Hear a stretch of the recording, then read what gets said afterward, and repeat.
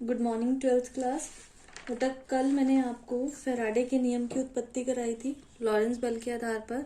अब next topic है स्वप्रेरण, self induction, और ये मोस्ट इम्पॉर्टेंट टॉपिक है। इससे रिलेटेड क्वेश्चन बोर्ड के एग्जाम में कई बार पूछा जाता है। तो सबसे पहले मैं आपको बताती हूँ कि स्वप्रेरण होता क्या है।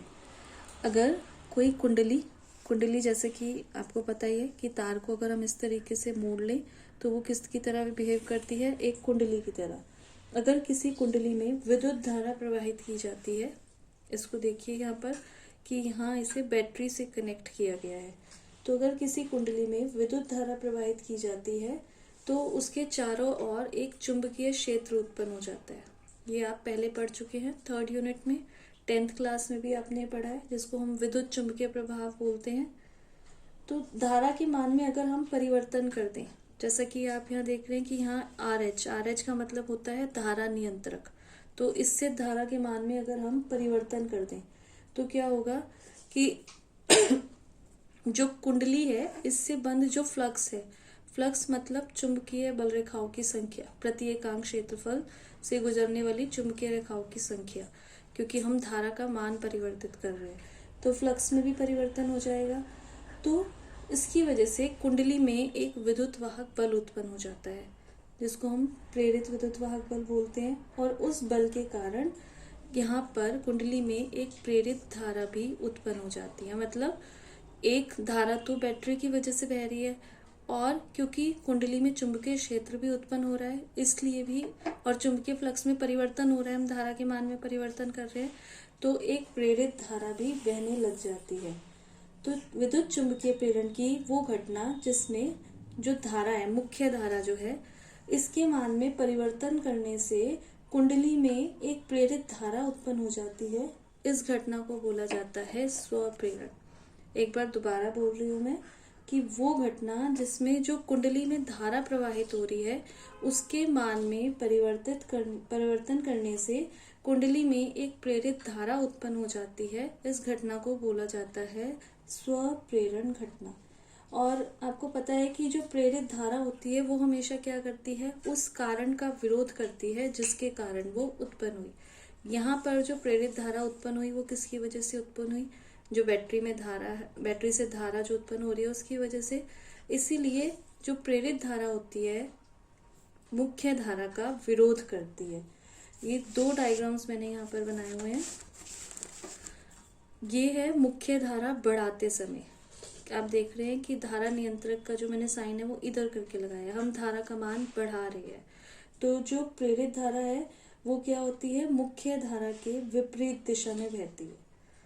जो मुख्य धारा है वो तो ऐसे बह रही है, इसका एरो इधर है, और जो प्रेरित धारा है वो इधर बह रही है, और इसमें मुख्य धारा घटा रहे हैं हम। आप देख रहे हैं कि धारा नियंत्रक इधर लगाया, उसमें इधर था, इसमें इधर है, मतलब हम धारा का मान घटा रहे हैं।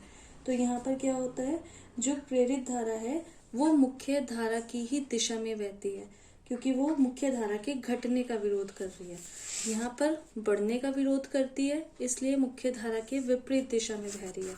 और यहाँ पर घटने का विरोध करती है, मुख्य धारा की दिशा ऐसे, प्रेरित धारा की दिशा भी ऐसी। तो जो प्रेरित धारा होती है वो मुख्य धारा के बहने का विरोध करती है।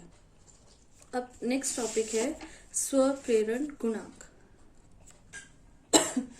अगर कोई कुंडली जिसमें जो धारा है वो I बह रही हो और उसमें N फेरे हो, तार के N फेरे हो, जैसे यहाँ पर फेरे दिखाए गए हैं तार के, तो अगर कोई कुंडली जिसमें तार के N फेरे हो और जो धारा है वो I है, तो उसमें फ्लक्स ग्रंथिकाओं की संख्या, मैंने चुंबकीय फ्लक्स वाले टॉपिक में पढ़ाया था कि phi जो होता है ये तो चुंबकीय फ्लक्स होता है, और N जो होता है इसको फ्लक्स ग्रंथिका बोलते हैं। तो फ्लक्स ग्रंथिकाओं की जो संख्या होती है वो धारा के अनुक्रमानुपाती होती है। अब जब हम अनुक्रमानुपाती का साइन हटाते हैं, एक कांस्टेंट यहाँ लगाएंगे, वो कांस्टेंट है L, इसको बोला जाता है स्वप्रेरण गुणांक L।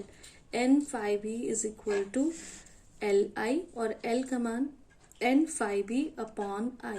अगर हम I को 1 कर दें, धारा को एकांक कर दें, तो L किसके बराबर होगा, L बराबर होगा N∅B। तो यहाँ से स्वप्रेरण गुणांक की जो डेफिनेशन है वो क्या आएगी, किसी कुंडली का स्वप्रेरण गुणांक कुंडली में चुंबकीय फ्लक्स ग्रंथिकाओं की संख्या के बराबर होता है, जबकि कुंडली में जो धारा है वो कितनी हो, एकांक प्रवाहित हो रही हो।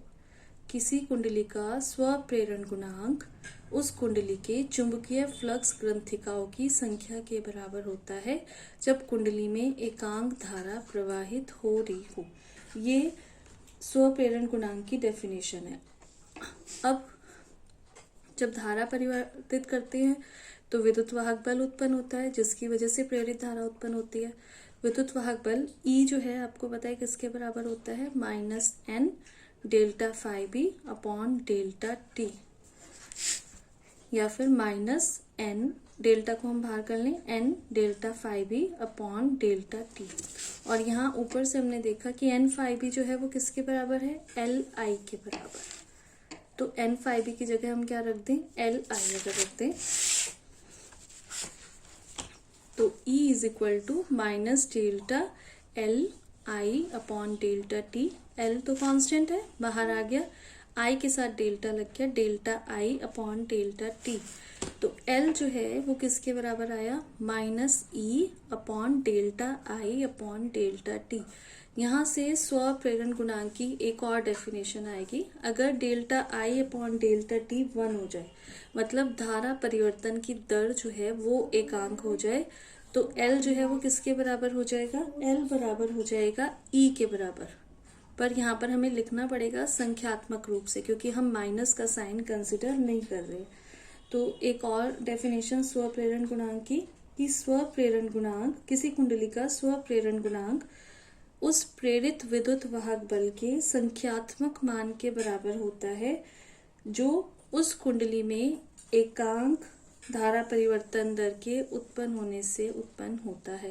मतलब अगर धारा परिवर्तन की दर एकांक हो जाए तो उससे जो विद्युत वाहक बल उत्पन्न होता है संख्यात्मक रूप से, वो किसके बराबर होता है, स्वप्रेरण गुणांक के।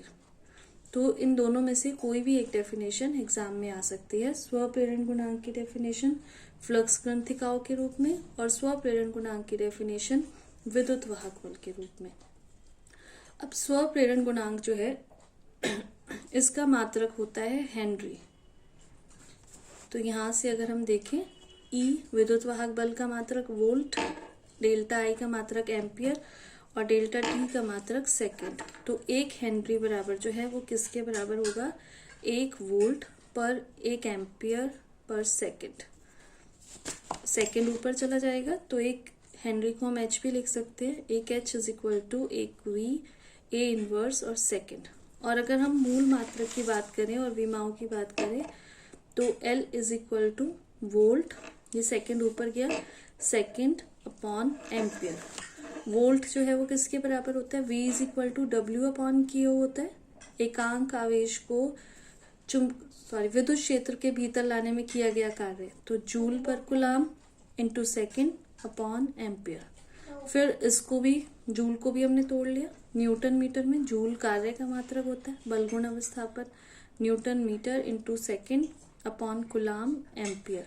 तो इन सब मात्रकों को जब हमने तोड़ा तो इसका मूल मात्रक जो है स्वप्रेरण गुणांक का वो क्या आया, किलोग्राम मीटर स्क्वायर सेकेंड की पावर -2 एम्पियर की पावर -2। और यहाँ से इसकी विमा ml2 t-2 a-2।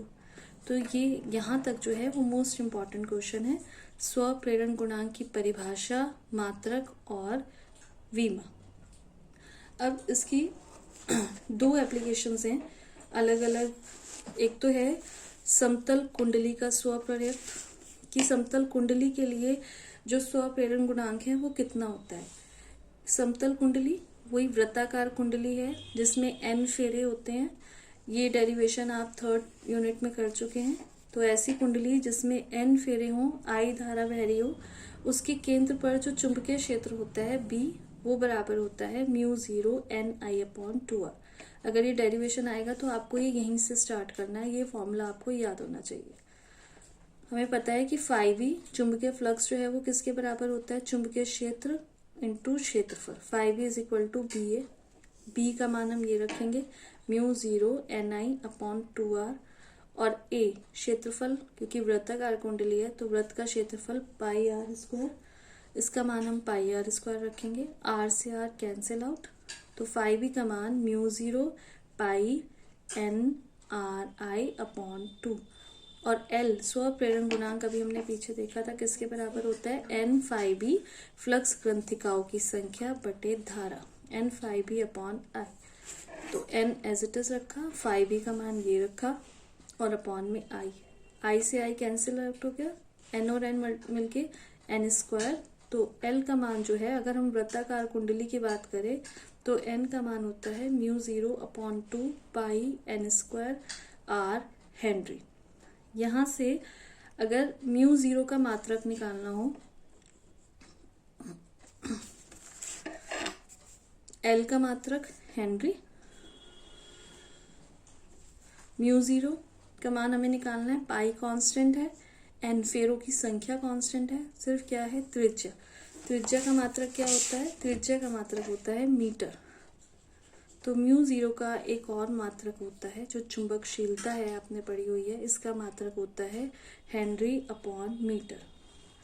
आपके कोर्स में एक समतल कुंडली का स्वप्रेरकत्व है और एक लंबी परिनालिका का स्वप्रेरकत्व भी है। लंबी परिनालिका वाला डेरिवेशन भी आपने 3rd यूनिट में किया है, जैसे यहाँ पर B is equal to mu 0 upon 2 N I upon R आता है, वहां पर B इज इक्वल टू आता है म्यू 0 एन अपॉन एल, जहां पर L जो है उस परिनालिका की लंबाई है, इनटू आई।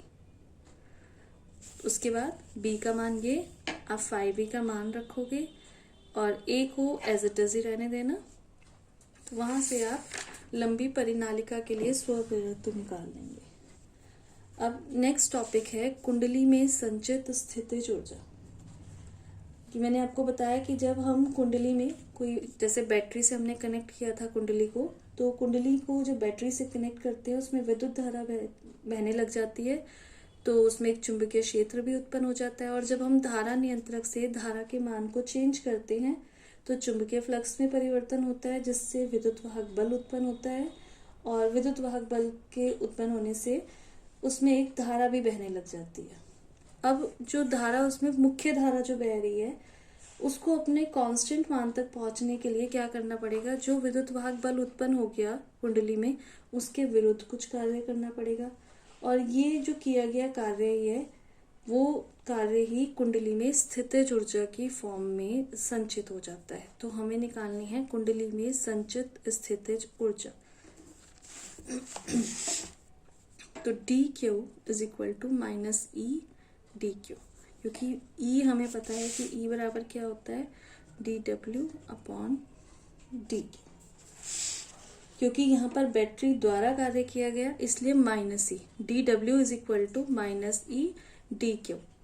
अब माइनस ई का मान पीछे अभी हमने निकाला था, विद्युत वाहक बल का मान minus L D I upon D T, ये माइनस से minus cancel out, L D I upon D T into D Q, D I को बाहर रखते हैं, ये रह गया D Q upon D T. तो D W is equal to L D I और D Q upon D T, जो आवेश बटे समय होता है वो किसके बराबर होता है, आई के, तो D Q upon D T को हम क्या लिख सकते हैं, डी आई। अब क्योंकि किया गया कार्य ही संचित होगा स्थितिज ऊर्जा की फॉर्म में, पहले हम डब्ल्यू निकाल लेंगे, W is equal to L I D I. तो इंटीग्रल करते हुए हमें लिमिट्स रखनी होती हैं, आई के सापेक्ष कर रहे हैं, आई की लिमिट रखनी होगी, तो आई की जो लिमिट होती है वो 0 से I0 तक, I0 जो है वो है स्थाई मान, जहां तक धारा का मान पहुंचना है। मैंने अभी बताया कि स्थाई मान तक पहुंचने के लिए कुछ एक्स्ट्रा काम करना पड़ेगा, जो किसके विरुद्ध होगा, विद्युत वाहक बल के विरुद्ध। तो ये I0 जो है ये धारा का स्थाई मान है, 0 से I0। आई का जब इंटीग्रल करते हैं वो होता है I² अपॉन 2, लिमिट 0 से I0, तो 1/2 LI0 का स्क्वायर, और ये कार्य ही संचित हो जाएगा स्थितिज ऊर्जा के फॉर्म में। तो U is equal to half LI0 square. ये टॉपिक था स्वप्रेरण गुणांक का। स्वप्रेरण गुणांक का जो है, इसके कुछ उदाहरण भी हैं आपकी बुक में। 2 उदाहरण दिए हुए हैं। एक तो ये प्रतिरोध बक्स के भीतर लगी तार की कुंडलियां तार को दोहरा करके बनाई जाती हैं, और दूसरा व्हीटस्टोन सेतु के प्रयोग में पहले सेल की कुंजी दबाते हैं और फिर धारा मापे की। तो ये थ्योरेटिकल है, इसको एक बार आप रीड कर लेना। अब नेक्स्ट टॉपिक जो है अन्योन्य प्रेरण, वो भी काफ़ी इंपॉर्टेंट है, वो मैं आपको नेक्स्ट वीडियो में एक्सप्लेन करूँगी।